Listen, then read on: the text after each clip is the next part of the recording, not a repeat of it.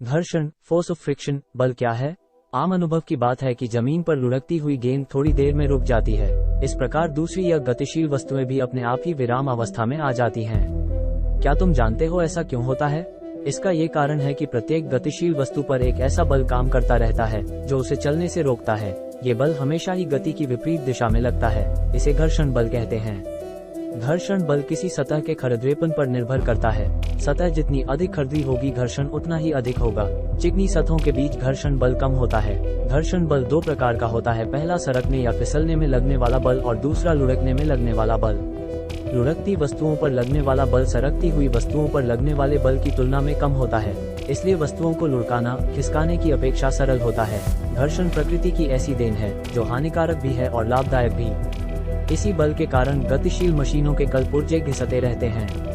इसी से मशीनें गर्म हो जाती हैं, परिणामस्वरूप उन पर काम आने वाली बहुत सी ऊर्जा बेकार हो जाती है।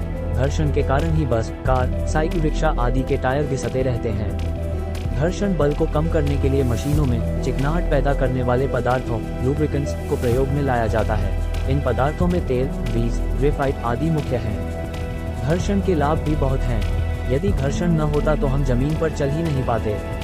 हम ही नहीं, कोई भी वाहन गति न कर पाता। चलती हुई गाड़ियों में ब्रेक लगाना संभव न होता। बिना घर्षण के हम किसी वस्तु को पकड़ ही न पाते। हम जैसे ही किसी वस्तु को पकड़ते, वह हमारे हाथ से फिसल जाती।